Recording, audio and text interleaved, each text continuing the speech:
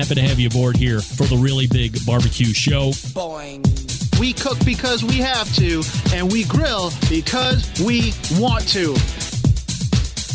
Hit me! Fine, how's it going? You have a great show. I'm a big fan. Boing. So what seems to be the problem here? This man looks like he's dead and he's in the crackle. Charbono! It's all about the Charbono, dude! Succulent fish. What? He ate 54 wieners. So listen, Lavernius, shut your face. I'm shaking like a dog shit peach seeds. We have top men working on it right now. Top men. And just like that, we are into the second hour. It's the Barbecue Central Show, and we talk about barbecue and grilling stuff right here. Tuesdays, 9 to 11 live, recording at the same time. Hour number 1 goes up in podcast tomorrow. Hour number 2 hits Thursday. Then I'll talk to you about Friday here in just a moment. I don't know how many of you are or are not Howard Stern fans, but there's somebody who is not a Howard Stern fan. She hosts a show called Radio Gunk on Twitch, twitch.tv/Radio Gunk. And while I don't necessarily take party into her poo-pooing all over the Howard Stern show because I'm still a mega fan, she did ask me to take part in a other show that she's doing on Fridays, releasing that in the evening, maybe 7 o'clock, where we are summarily poo-pooing on Gordon Ramsay. Last Friday, we poo-pooed on his scrambled eggs, which was an extravagant process for scrambled eggs. I think by the time he was actually done and serving scrambled eggs, I could have made my version of scrambled eggs 28 times and eaten them 28 times before he was done with his single round. So if you're interested in hearing a review of Gordon Ramsay's cooking shows, YouTube segments, whatever he does, he's a weird cat. I don't know what kind of cooking skills that Monique has. She's the real host. I'm just sitting in, trying to give some semi-expert opinion. I don't know what kind of food chops she has. I think none. But she is certainly an expert at hating Gordon Ramsay's guts to the nth degree. It's true. She hates him with a passion. She hates him so much that when he was, in my estimation, aggressively seasoning with salt, and I say that in a very positive way because sometimes you have to aggressively season with salt. She was just beside herself with the amount of salt. I was like, that's actually pretty good. I'm probably salting that aggressively on steak, or we reviewed a burger thing that he did out in Africa, wherever the hell he was. That was a weird episode too. I didn't hate everything that he did, but he's just really easy to pick apart. But I would never do that in Hell's Kitchen. I mean, Hell's to the no.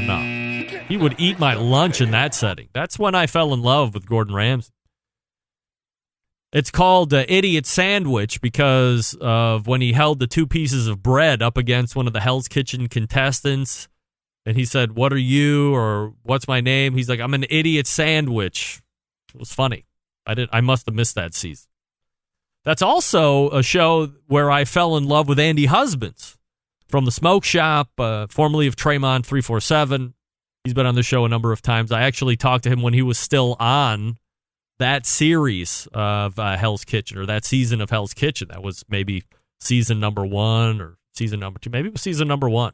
Man, the love affairs I have had over the years of this show. Unbelievable. All right, coming up this Friday on the best moments of the Barbecue Central Show in 10 minutes or less, episode 142, taking you back to August 20th of 2013. And a fellow by the name of Greg Fassett was the guest on the show back then, and we did a segment on Memphis wood-fired grills At that point, I didn't do my due diligence to see if Greg is actually still with the company 7 years later, but at that point, he was the customer service and support technical director at Memphis Grill. So if you've been interested in a Memphis cooker to some degree, this would be a great introduction for you on the cookers, the varying types of cookers, why they differ in the market, or how they differed in the market in 2013. John did a great job of putting this together. And don't forget, you can always use the link that's in the show notes to hear the entire segment, and not only the segment, the entire show, because back in 2013, it was a 2-hour show, believe it or not, still. So there were at least 2 to 3 other segment interviews within that show that if you don't use the full link to go back and listen to, you're going to miss. For instance, in the second hour, Rod Gray from Pellet Envy is in that show. If you mark out to Rod Gray to the highest order, then you want to make sure that after you listen to the best of show Friday morning, that you click on the link to get you all the way back to that entire show. You can scrub in to Rod Gray's interview in the second hour. By the way, John Solberg says that Greg Fassett is still there. So that's good to know. People are staying around. Longevity. We love it. Captain Ron is weighing in on the rock and roll question. Bonham hit them harder than anybody. Of course, gotta love Dave Grohl, killer drummer and barbecue guy. So the answer, Ron, is Bonham, right, to the question, Neil Peart or Bonham. Stover weighing in, saying that his favorite drummer of all time is Animal from the Muppets. That's good. He was not an option, of course. But everybody weighing in other than the 2 options that I gave you. Here's a question for the instant chat. Would you rather take cold showers for the rest of your life or never get more than 4 hours of sleep a night ever again? Which one would you rather do? Cold showers for the rest of your life or never get more than 4 hours of sleep again in your life? I know what I want. I can go without the sleep. I am not taking cold showers. No way. I know at one point there was, I still listen to the Jim Rome show, but there was some guy the gym was hanging around who preached cold showers, that it was carving a toughness groove in your mind, in your person, in your persona, in your psyche. I don't want to be that tough. I don't want to be so tough or try to be so tough that part of that toughness training is taking cold showers for the rest of my life. I don't want to do that. I'd rather suck up and only get 4 hours of sleep. I'd rather take a nice hot shower if I want.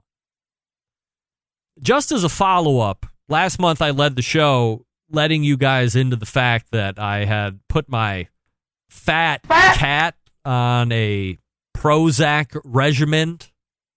By the way, if you missed that, I also have that clip. While the cat hasn't pissed in the house in a week, we have also implemented a regimen of Prozac for the cat. That's right. Much to the cat's chagrin and dismay. Now, we're going on 2 weeks of not urinating in the house. I am giving him daily doses of Prozac, and he is not happy about getting the Prozac. In fact, this is how unhappy he is. Look at this cat. Look at him, hissing at me every time. That cat is straight up evil, man. That cat is straight up evil. Every time we go at him with the Prozac, there was nothing in there. I was just taking that video to have documented proof in case he actually tried to take a lunge at me. But every time I'm going in with a syringe full of Prozac to calm him the F down and to keep him from peeing in the house, he gives me that attitude. What kind of attitude is that? Look at this cat. He's pissed. he ever goes for me, that's going to be it. I can tell you that. Pissed. Anyway, there's your cat piss update. We have pheromone diffusers wrought throughout the house. I have him on a stiff regimen of Prozac, and he is 100% pissed about it. He's 100% pissed. But you're going to have to be pissed, cat, because you're not long for my house as you keep pissing in my house. I'll talk to you quickly about Southside Market and Barbecue. Established in 1882, Southside Market, the oldest barbecue joint in Texas. They've been owned and operated by the same family for 3 generations. They offer premium Central Texas barbecue products, slow smoked over real wood. Shipping, distributing, manufacturing sausages for companies across the U.S., from food trucks to multi-chain restaurants. Southside Sausage can be on your menu, too. All meats processed in the on-site USDA-inspected facility, a trusted partner with a focus on quality and authenticity. Wholesale options are available. You can ship nationwide via FedEx. You can use food service distribution like Sysco or U.S. Foods or Martin Foods. Co-packaging capable from research and development to package completion. They can follow your recipes or help you develop something brand spanking new. They also have private label opportunities. Visit SouthsideMarket.com. As you're there, filling up your online cart, and you want to save 10% off your entire order this time and every time you visit, use promo code BBQ Central at checkout. That's BBQ CENTRAL, BBQ Central, all one word, all lowercase, for 10% off your entire order over at SouthsideMarket.com. We're back with the Grill Girl, Robin Lindars, right after this. Stick around, be right back.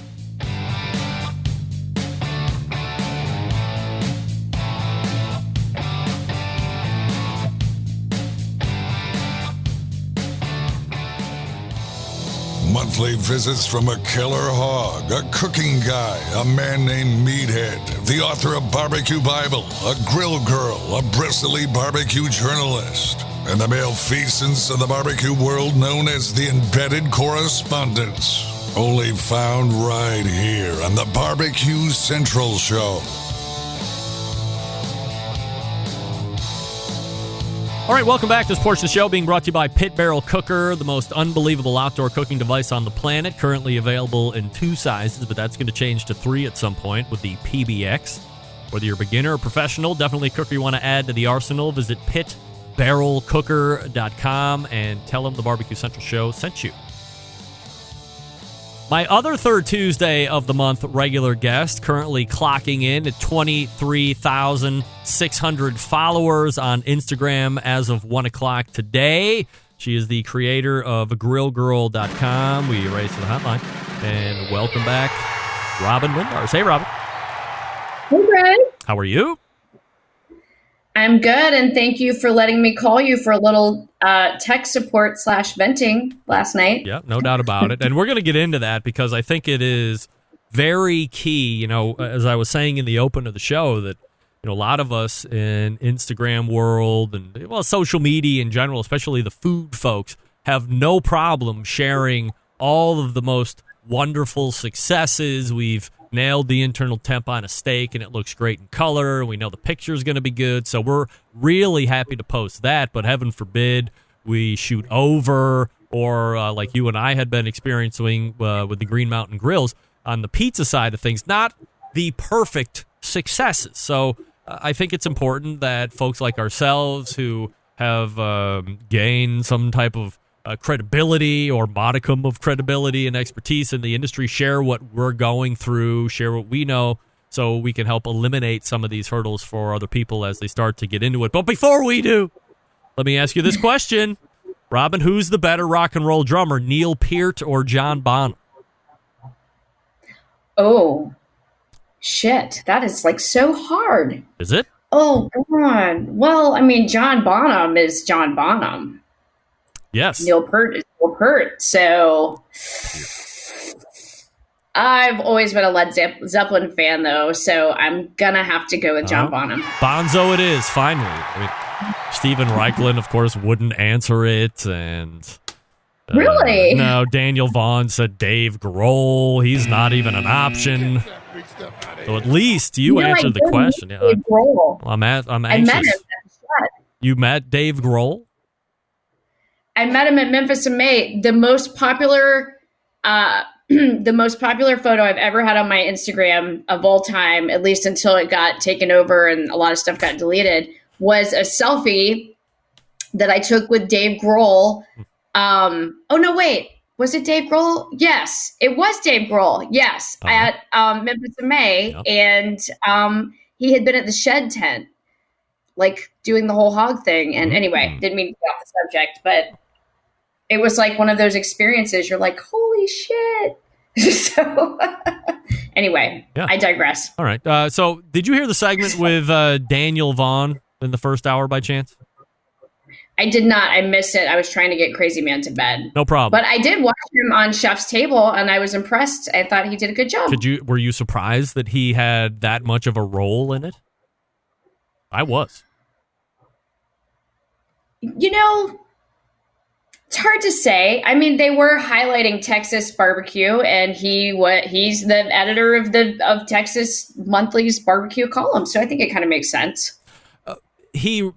We were talking specifically, I was going through his website, and there was an article, maybe it was Twitter, and it was an article on two ladies out in Austin, Texas, in some bio company. They are cultivating, how did we say it right?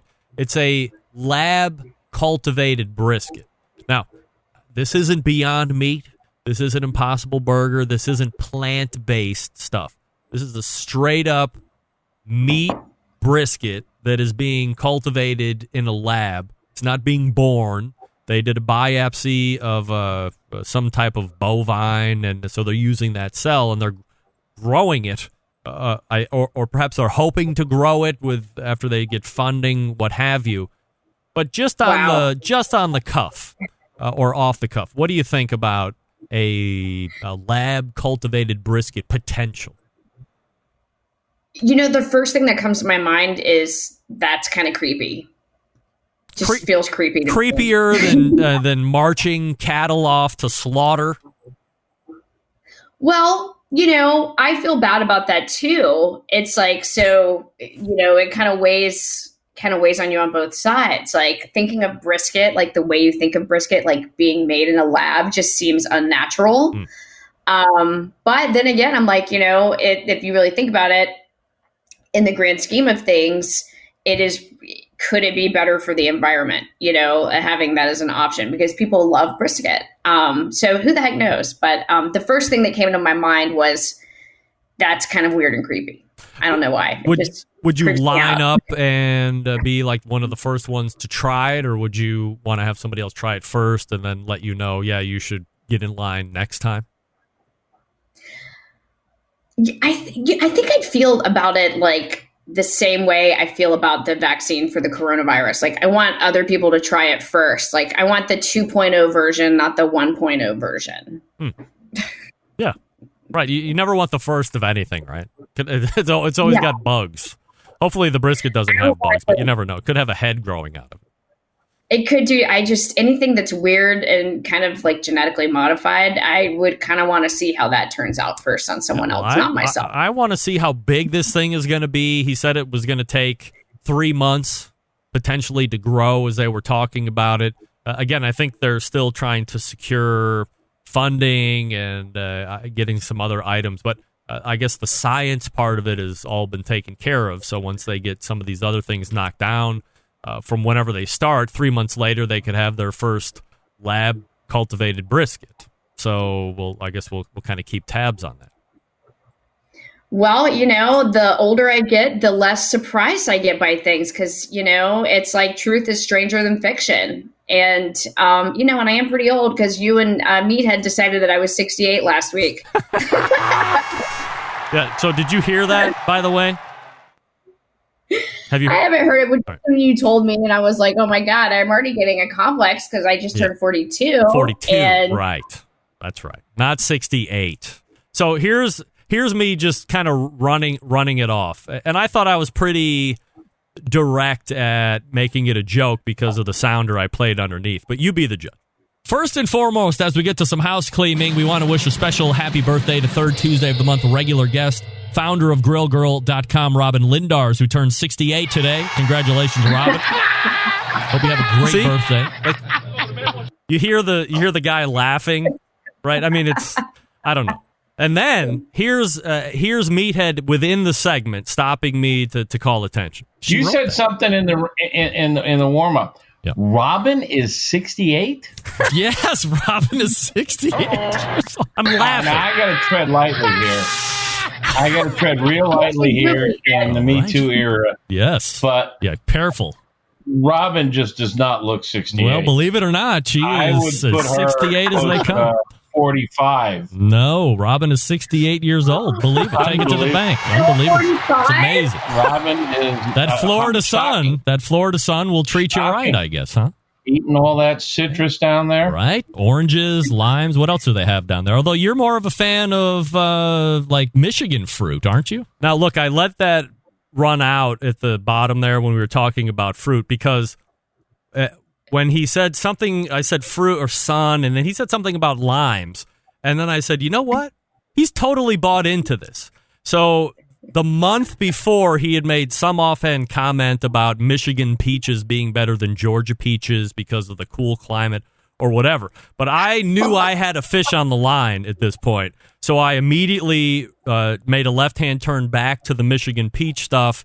And then it was never brought up again. And it was just like, he just went on believing that you were 68. Don't be too, bent that he said 45. I mean, this is a guy now backpedaling from 68 for crying out loud. So his mind is abuzz. But, I mean, can you believe he fell for that? I mean, he's met you in person a number of times.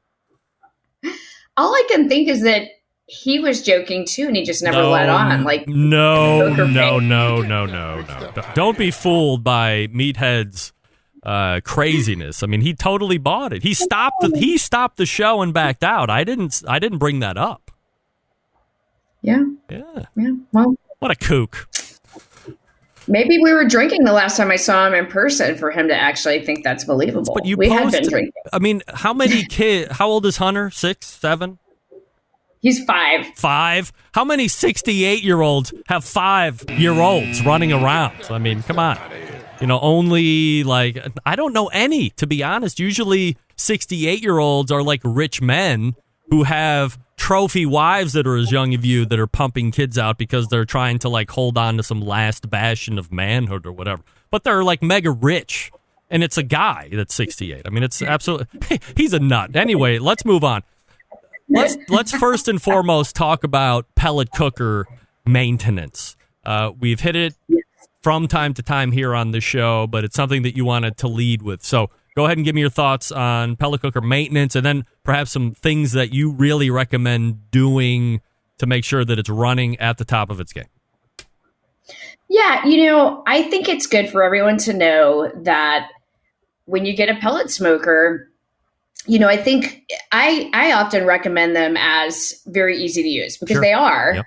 Until they're not, right? And so I think a lot of people are like, maybe I'll get a gas grill or maybe I'll get a pellet smoker, which is in your mind a lot of the best of both worlds because you've got really push button control, but then you still get the smokiness as if you're cooking over wood. Obviously, not as intense as that, but but I don't think people when they get a pellet smoker realize that you can't just turn it on and off and not really take care of it like you can easily a gas grill. You know what I mean? I don't really do a ton of maintenance on my gas grills just because you don't really have to. And a pellet smoker, you really do have to clean it out pretty often because it can get clogged up and jammed up. You've got a lot of working parts and especially for me, I feel like because I'm in a very humid environment, which, most of the East Coast is relatively humid and maybe even, Midwest as well. Sure. That you're going to have humidity. And that's when, if you haven't cleaned out your pellets, that's when, with the moisture in the air, they can compress and retract in the that part that goes in, the auger where it feeds into the firebox. Yeah, right. Yes, thank you. And so I just think most people don't realize that you need to invest in like a wet dry vac, so you can vacuum out all the crud, the leave behind. And if you're really hardcore, you should probably vacuum it out every time after you've used it, and technically empty out the pellets every time. Now, I don't always do that, but I should, because then if you leave the pellets out there, out in the moisture, outside, then they can get compromised. Oh, yeah. So there's little things that people don't realize, but and then it's like, then it's so easy and awesome to use until it's not. And then you're like, fuck, what's wrong with my pellet smoker? And now I got to go through all these iterations of figuring out why it's not working, where it's clogged, run it through the cycles, take everything apart. So I think, thinking about if you're going to get a pellet smoker, a little maintenance goes a long way. And some of the pellet smokers out there are making it easier to maintain them. So I know like Green Mountain Grills now has put in a vacuum, like an ash vacuum section where you can just attach the hose to your wet dry vac and just, directly suck out the extra like ash and just, wood particles. So that I would say, if you are vetting a pellet smoker, that's something to think about. Do they make it easy to clean out? And that's my experience has always been with the Green Mountain Grill, because that's what I've been doing recipe development and cooking on for a long time. You introduced them to me to them, Greg. So I thank you, because they're awesome. Love working with them. But so I think that, anyone, whatever kind of pellet smoker you're going to get, just think about, you need to take care of it and clean it up every so often. And don't let your pellets get gross and wet and sit outside and collect moisture, and shut it down the proper way. And Lord knows we've all had our moments when we haven't done that. I'm sure I'm to blame. But these are things to think about, especially when if you're vetting the kind of grill you want to invest in. If you can't do that, then maybe you need something a little easier, or even charcoal. That's really, charcoal's like, it's cooking on like a kettle. It's very straightforward. It's hard to screw it up. Well, I think, like you said, that there is a potential misconception of thinking that the pellet cooker is as easy as a gas grill or as easy as a charcoal smoker, and it's just not the case, because you have basically a computer running this, and then you have other things. The pellets are affected by the weather. Certainly, charcoal can be affected by the weather too, but it's not nearly, if the charcoal gets wet, it's not nearly as catastrophic as if the pellets get wet. Those swell up, they pop. It's a big nightmare. They're going to jam everything. So do the maintenance first. Exactly. The other thing that I wanted to hit on, and we were both, I think we both love grilled pizza, and we've both been using the Green Mountain Grill pizza oven insert. And here's what I noticed, and then I'll let you share your story. I have had a choice line, Daniel Boone, for years and years and years, and it looked like, and then I was sent a Prime grill. I put that together a month ago. So this is a different cooker, but the first time I set it up, also I noticed that the pizza oven looked a little different. So maybe they're on version 2 or version 3 of the one that I had been using, which looked different. I set the new grill to the old grill's temperature, and I didn't ask anybody about anything else. And I made 5 pizzas, and I burned all 5 pizzas. And I couldn't get my head around why that might be. And so I talked to the pizza expert of the industry, Matt Frampton, who's also a big Green Mountain Grill guy. And he said, well, which line do you have? And I said, Prime. And he said, what are you cooking at? And I said, well, 350, just like the old one. And he said, no. For the Prime line, you want to dial that grill in around 250 to 275, which should get you closer to 650 or 700 on the stone is what you're really looking for. And he said, what was the temperature of the stone? I said, I don't know. Evidently, it was really freaking hot. And he said, well, don't you have an infrared gun thermometer to shoot your stone? I said, no. And he said, you have to get one. You got to know your temperatures.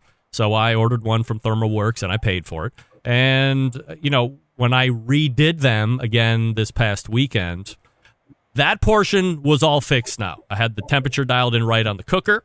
The stone was where it needed to be. And the only thing I need to learn how to do next time, as I'm working with real dough, which is way stickier than the stuff I was getting from the Italian market that was already made. Still like fresh dough, but it had been, in the refrigerator for God knows how long. So I'm using the Urban Slicer dough. You have to be flouring the shit out of these dough balls to keep them from sticking. And Matt said to his credit on a video that I watched after the fact, of course, that if you think you're over flouring, you're not. You can always put more flour on, and I was scared of doing that because I didn't know how it was going to affect everything. So that has been my pizza learning lesson. So next time I should be able to knock it out of the park. What were you? So that affected my launch because it would stick and it would fold. It was a nightmare. So what were your pizza nightmares that we can learn on? Well, I've been troubleshooting this pizza attachment for about 3 weeks and kind of losing my mind. But I think what happened was initially, before I even put the attachment on, I had a clog in my pellet smoker. So by the time I got that fixed and kind of shut that out, I think I had almost cleaned my grill so much that it was so empty that maybe I needed to prime some charcoal or some pellets in. Because every time I was putting the attachment on, like, so I would start the grill regularly with the firebox on, or even without the firebox, and it would go fine, and I could get it up to temp. And then as soon as I put the pizza oven attachment on, it couldn't get to temp, and I don't know why. It would just like stall out, and so I was just like, "What the heck," And then I replaced the igniter after talking to Jason, and I thought that would fix it, and it didn't. So I was like, totally stumped. And then just, couldn't figure out why it's not working. And then yesterday we got the grill going without the pizza oven attachment on, just on its own with nothing on it. And we got it going, and we got it to like 400 degrees. And then we put the attachment on. And so the fire was already on and going, and then it was fine. So I think it was that I didn't have enough charcoal like primed in it. I think it was almost too empty, even though it should be able to push it through and start it. But maybe something with I think maybe that attachment thing that goes in maybe wasn't, I don't know, but that's what we had to do. So I think it was the amount of pellets I had in that it almost, something was happening with that. And it wasn't until I'd already got it really hot and then added it, which of course is not how you would normally want to use it. Oh, right. It started because that's kind of dangerous. But I got it done, and or I got it up to temp, and I made a pizza on it, and it turned out great, and I didn't burn it, and I was so stoked about the whole thing. So I'm hoping that I can, recreate that experience because, it is such a fun experience when you do get the pizza right. I mean, even though, and I've done a lot of pizza over the years, which is so funny because I'm lactose intolerant, and I also don't really eat a ton of gluten just because it just seems to bother my stomach. But I did recipe development for Land O'Lakes back in the day. So we did a shitload of pizza, and I did cooking classes on pizza on a kettle, like as when they were like I was like their whatever you call it, their outdoor grilling ambassador, spokesperson for one summer. And we were trying to make their deli cheese kind of sexy, if you will. And then I did pizza on the Today Show, which I didn't really want to do, but their culinary director there had like a hard on to do something with store-bought refrigerator dough. So I did that on their grill I had never used before out on Rockefeller Center, and like just about it was so stressful, but I did it. So it's like I always have these pizza, like, I don't know, trials and tribulations. It's like maybe in my past life I was a pizza maker or something happened. I don't know. But here we go again. No doubt. So hopefully the next time we're all on the same, you achieve the results that you're looking for. But we're just trying to give you our trials and tribulations, as Robin said here, so you can troubleshoot quicker if something similar happens to you, or if you haven't done it yet, you can work around our issues, and you're off to a much better version of whatever pizza you're cooking. So in the meantime, go over to grillgirl.com and see the recipes and other things that she's writing about. And if you're not following her on Instagram, follow her on Grill Girl Robin. You can see her on the third Tuesday of the month right here on this show. Robin, always appreciate the time. Thanks so much. Thanks for having me. And you guys, I just did smoked sriracha. It's on the site. I'm really excited about it. So go check it out. We'll talk about that next month. All right. All right. There she is. Bye, Greg. Robin Lindars from Grill Girl right there. Pizza nightmares we have. Maybe I should see if Kevin Bludso has pizza nightmares. I'll talk to you quickly about Green Mountain Grills because we just talked about them. Some of the best pellet cookers out there on the market today, of course. Prime line, which I have now. I've had choice lines as well. The Jim Bowie and the Daniel Boone both fit that pizza oven insert that we were talking about, so make sure that you check that out. Just add it into the cart when you're at the dealer buying your grill. If you want something for a tailgate, because some people are doing that right now, the Davy Crockett is the one that you want. That also introduced everybody to the 12-volt technology. So, take a look at what they have on the website, greenmountaingrills.com. Find a dealer near you. Go see them. Learn all about it, then buy one. They'll make sure that you know how to run it, and you're ready to have success on the first cook and from thereafter. greenmountaingrills.com. That's greenmountaingrills.com. We are back with Kevin Bludso on the show. Stick around. I'll be right back.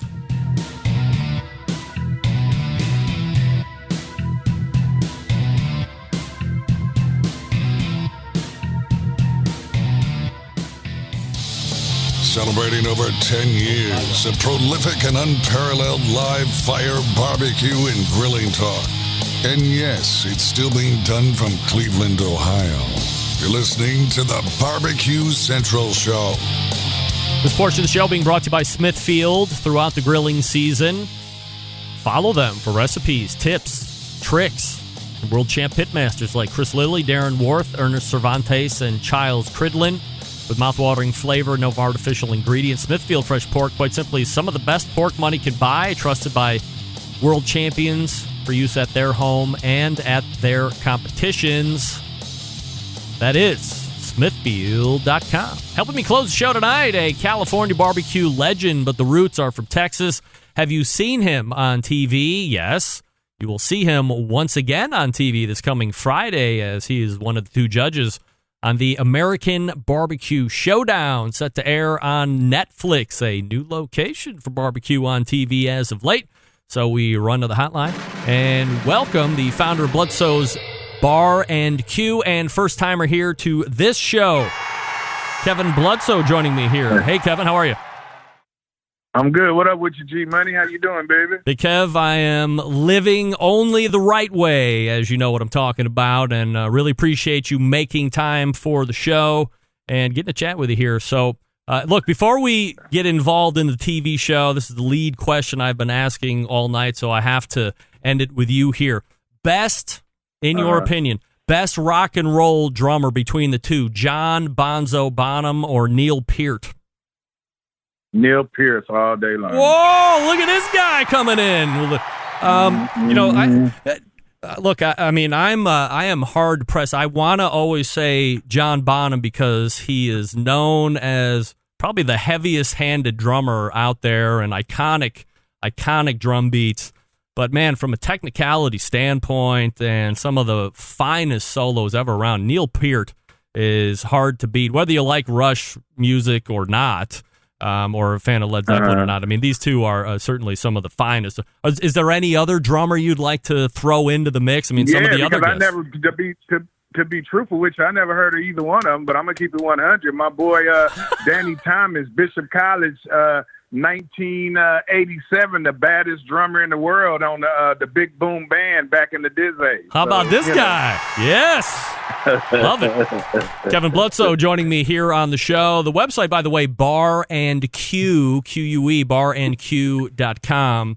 Kev, you know, we could probably take the whole segment talking about your background of barbecue and the mergings of basically a Compton, California, born and raised guy, but also somebody who spent their summers in Corsicana, Texas, where you were hanging out with your grandmother, and she was teaching you the live fire ways and kind of instilling that passion for you. Maybe you didn't know that you were building that passion back then, And we can probably loop back around to all of that, in a week or a month from now or something like that. But, let's talk a little bit about the food business. Obviously, coronavirus hitting everybody in different ways this year. Food and beverage industry has been impacted incredibly. How has it affected you and the business since March? And I know it's easy and quick to point out the negatives, but maybe if we could, let's start with some of the positives that might have bubbled up in the last 6 months.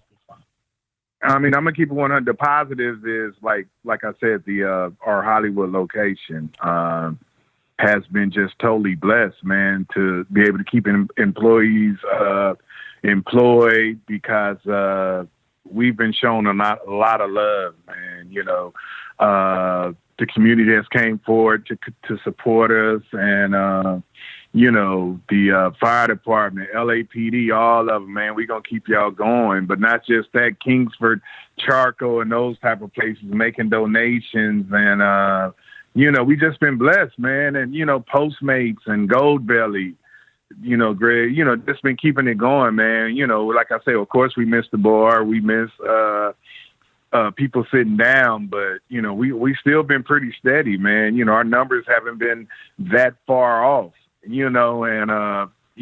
we've donated to so many other restaurants to try to keep them going because that's what it is, man. The restaurant business is a family, man, no matter what you're doing, and everybody might not be as blessed as you are. So you got to, once you bless, you got to try to keep somebody else blessed, man, to keep it coming, and that's what we've been trying to do, man. We've been trying to pay it forward, Kevin Bludso joining me here on the show.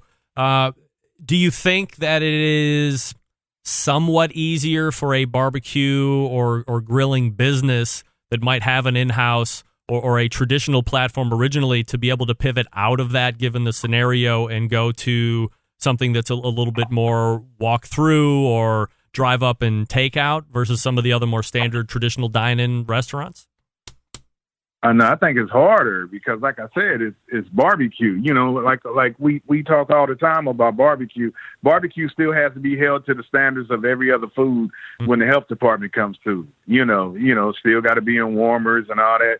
But you done already smoked the hell out that meat, so you got to try to hold that meat and all that. You know how it go, Greg. You know what I mean? You got to try to whatever. But you moving it. We moving it. So it is, but it's not. If that makes sense, it's not like, somebody making burgers or something. Somebody call you make burgers, somebody making tacos. They call you make tacos. Somebody, doing this, but we doing barbecue. We done already smoked the hell out that brisket. We done smoked the hell out them ribs. And now we need to move it. And if it sits more than an hour or two, it's losing its integrity, So it's a little tougher on the barbecue business. Kevin, I spoke with Daniel Vaughn last hour from Texas Monthly, and we were talking about two ladies in Austin, Texas, who are in the process of trying to get funds and some other things knocked down to eventually cultivate a lab-based brisket. Not plant-based. This is going to be real as meat, but it's going to be grown in the lab. Are you down with that? I'm not down with no bullshit like that, man. No? If it ain't broke, don't fix it, man. Nah, man, why? That's what I'm saying. Barbecue is a tradition, man. Barbecue is a heritage. Why mess with it? What? This ain't this ain't top ramen. It's an art to this, man. Low and slow, baby, like a 6'4". I don't see how you can do it. Whatever. That's fine. Do your thing. If it works for you, it works for you. But nah, I'm gonna do mine till the casket drop, partner. So if somebody came to you and said, Kev, I could bring in a new portion of clientele for you, but you would have to enter in with some type of a Beyond Meat or an Impossible Burger. Are you open to that conversation, or you just want to keep it all meat and that's it? Yeah, I'm gonna keep it because I'm gonna ask you this: when you go to a vegan restaurant, do they serve meat? Kevin, you know damn well I do not go to a vegan restaurant. Okay, then, but I'm saying, so why do some restaurants bow down to that? Like, if you don't want meat, then I don't expect you to come to my restaurant. Just like if I go to a party or a wedding or a vegetarian or something like that, then I expect that it's not going to be meat there, and that's cool. I just feel like it should go both ways. Like, man, you got a lot of restaurants. I got good pit masters. They cook barbecue. They cook good sides. I don't have a good person that can just be the bomb on cooking vegan dishes, you know. And I feel like you got restaurants that people should go to for that. That's the bomb in that, you know. You have options. You want to go to Bludso's, you're going to be eating meat. That's the bottom line. That's what Kevin's talking about here. All day. That's right. Yeah, I mean, it's, you know. Let's talk about this show coming up Friday, the 18th of September. First and foremost, I did not see Netflix jumping into the barbecue game, and I'm surprised, happy at the same time. How did this opportunity come to you, Kevin? My boy Dan and one of the producers and my boy Dominique. I ain't gonna go into details, but I did another show just on the strength to help them out. You know, to say that they had me, and I can't go in detail, G, and you know the game, but Yep. And then they wanted me to do this show, and I'm just gonna say this, and I'm not saying take me away from this show. This is gonna be one of the most incredible barbecue shows you ever seen in your life. Really? And real talk, and the reason why I say it because it's just because, you know, a lot of the competitions be cutthroat and people conniving and people scheming and all this. Like with everything that's going on right now in this world, and this was filmed last year, G, you feel me? Yeah. But it's so perfect for right now when you see people working together, different colors, different cultures working together, competing against each other, but working together in some of the oddest circumstances you ever gonna see in your life, man. It is an incredible show, and plus we cooking possums and raccoons and all. Some of the stuff we cooking has never been done before on TV. You know, from a judge, and there's no comfort zone. You know, most competitions, G, they got their smokers that they used to or whatever. Right. Every competition, every assignment that me and Melissa assigned to them is a different type smoker, different everything. So the pitmaster has to be on their game. They have to be able to control live fire or whatever else you're throwing in front of them. Yes, yes. I know. Now, I'm gonna tell you this. Yes. Like I done told all these other people I've been talking to. You got my number. When you watch that show on Friday, you text me and tell me if I was lying, G. All right. I got that number. All right. Keep it 100. So you've been on other shows before as competitor, Kevin Bludso. What's it like to turn around and be the judge? I know I've been on shows with Judge too. I don't, like I said, I don't really do that much competition. You know, I've been judges, but to be a judge and to not really be into the competition thing, because like I said, that's a whole nother show we can talk about. Yep. But to be a judge and I know the game and to see, I'm just gonna be real, and to be a judge and to watch these people out here cooking in 100-degree weather, man, and because some people take their art or take whatever too much. Some people, like in the competition thing, they just overbearing to me. It's not that serious. It's still barbecue. Make some good food. Let's have a good time. Whatever. I'm not here to make these people feel bad. I'm not like that. I'm not. And I love the clown and I love the joke and all that. Whatever. But my get down is just different from a lot of other people. I'm still going to try to work with you. You know what I mean? I still got compassion for people in this business, in competition cooking, when they do it on these shows, man. And it all comes through on this show, man. It's, because these normal people, trying to get the dream. Just because you already made the dream, don't try to dog nobody else's dream out, Kevin Bludso joining me here on the show, barandq.com's website. So aside from you being a judge, the winningest woman in barbecue history, Melissa Cookston, is also a judge. What's it like working with her? Oh, man, she's a legend, man. She's a legend. She's a constant professional, and Melissa keeps it popping, that's her. She's a G, Were you surprised, just personally, that Netflix is getting into this side of things, or at least dipping their toes in between this show and then obviously doing a portion of the Chef's Table on live fire? Not really, because like I said, it's still, especially now, what brings people together? Barbecue. Barbecue is a party. Barbecue is a communication. Let's sit down. Let's have some barbecue. That's what brought people together back in the days before kitchens and stoves and all that outdoors. Let's sit down. You know, it is, man.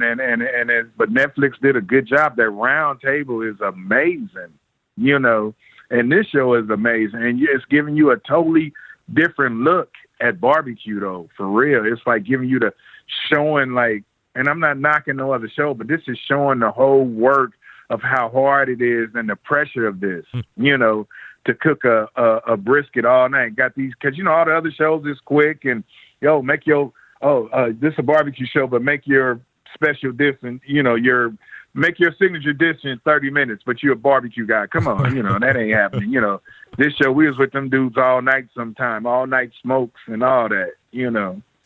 I've had some discussions. I mean, damn, we could beaver, Greg. That's my favorite. Well, I better not say that out loud. People could misconstrue what I'm about to say. Never mind. I've had some discussions on this show recently with some respected folks in the industry, and one of the hopes that this show pans out is that there is a decent amount of teaching methods, or let's say learning moments, versus that traditional smack talking and posturing that's become commonplace on those other TV shows. Will folks be happy about that? Yeah, it is. Yeah, man, because, you know, I mean, and let me tell you, I came up playing the duds. I got more jokes than anybody, you know, but when you see the passion of these competitors, man, and the love and the emotion, you know what I mean? You just want to help them. And then, like I said, if you made it to a certain point, that's your job, is to help folks, you know? It can't be no jealousy or whatever. I mean, these are some... Everybody, I mean, Netflix did such an incredible job of picking these contestants, though. These pit masters, they all got a story, and they all are like the emotions of it, man. I'm telling you, man. I'm telling you on your show, text me on Friday after you watch it. All right, we're looking forward to the show coming up. Has there been any other talk that you've heard of for there being like another show or another season of this yet, or is it wait and see at this point? It's wait and see right now. We're going to see, you know, with the pandemic and everything like that, but I would love to do it, man, because I had a ball. And we out there in Covington, Georgia, where they filmed Heat of the Night at. And all this time, I thought Sparta is where they filmed it, but they filmed it in Covington, Georgia, and that's where we were for almost a whole month filming this show. 100 and some degrees out there. Kevin, would you rather have no eyebrows or an extra finger? No eyebrows. No eyebrows. That's right. No extra fingers I barely for this got guy. Them now. I mean, unless somebody gonna give me an extra middle finger. Yeah, that's right. Then we can accentuate the hate to the haters. Have you caught the chef's table That's right, on the Snows and on Rodney Scott and all that? Have you seen that yet? Have I the round table? Yeah. Yeah. Oh yeah, I did. I love it. I mean, that's some you know. I mean, the conversation that's some OGs right there. You know. I mean, believe it or not, Rodney Scott got the first African American, other than Bobby Seale, Black Panther's barbecue cookbook, but Rodney Scott got the first African American barbecue cookbook coming out. Mine will be second. Are we making a breaking announcement here? Oh yeah, my book will be out. We're working on it right now. The Bludso Family Cookbook will be out spring 2022. 10-Speed Publishing is publishing, and Noah Galutin is writing. Demetrius Smith and all of them are. This is going to be an incredible book. All right, so we're going to have you back on to promo that, but we'll also have you back on so we can do the deep dive back into Kevin Bludso. And I know I want to get some stories out of you of what it's like kind of transplanting back and forth between West Coast and Texas and growing up and all that stuff. So look for Kevin as one of the judges coming up this Friday. And while you guys don't have his number, I do, and I will be texting him whether it's real or not. And you know I'm going to do that. So, Kevin, really appreciate you coming on the show, promoting, and we'll be looking for you again soon. Hey, G, real talk. I know when you hit me on Friday, you're going to keep it 100, so keep it 100 with me, all right? It's the only way I live, buddy. All right, man. All right, there he is, Kevin Bludso from Bludso's Barbecue. And again, the website is barandq.com.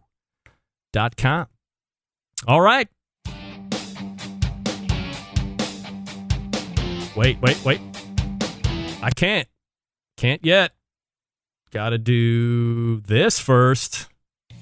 Telling you about Big Poppa Smokers, also West Coast, right? Damn right. Big Poppa Smokers, the one-stop online shop for all things barbecue, a curated selection of only the best outdoor cooking and grilling supplies. We'll get you on the path to better barbecue results in no time. They have great rubs, perfectly balanced, 13 to choose from. Sweet Money, Cattle Prod, Cash Cow, Double Secret Steak, Little Louie's Seasoned Salt. The list goes on, and I love them all. They have Granny's barbecue sauce as well. Rumor had it they might be making a spicier version of the traditional Granny's, and we are not. Andrew, you are not. We are not talking about the names that I was heard pitching around for that. Aside from the rubs and sauces, they got the cookers, a versatile, easy-to-use smoker called the Mac 2-Star General Pellet Grill. They're the only dealer online for Mac 2, so they're offering special packages. They have the Old Hickory Ace BP. It's the only charcoal smoker that Big Poppa trusts on his competition trailer. If you have any questions, you call 877-828-0727. That's 877-828-0727. Or shop the website at bigpoppasmokers.com. That's BIGPOPPA smokers.com. And now we will wrap the show. We'll just go right into it. All the way back in the first hour, we talked with Steven Reichlin, recapping the shoot of Project Fire Season 3. Fire! Then we talked with Daniel Vaughn, barbecue editor over Texas Monthly, tmbbq.com, his website, and we talked about the potential of lab-cultivated brisket. Second hour, Robin Lindars. We both agreed that she is indeed not 68 years old, and Meathead fell for the greatest hoodwink in show history to date. And we closed it out with first-timer to the show, Big Kev, Kevin Bludso, over at Bludso's Barbecue, barandq.com is Kevin's website, and you can look for him as being one of the two judges on Netflix show American Barbecue Showdown.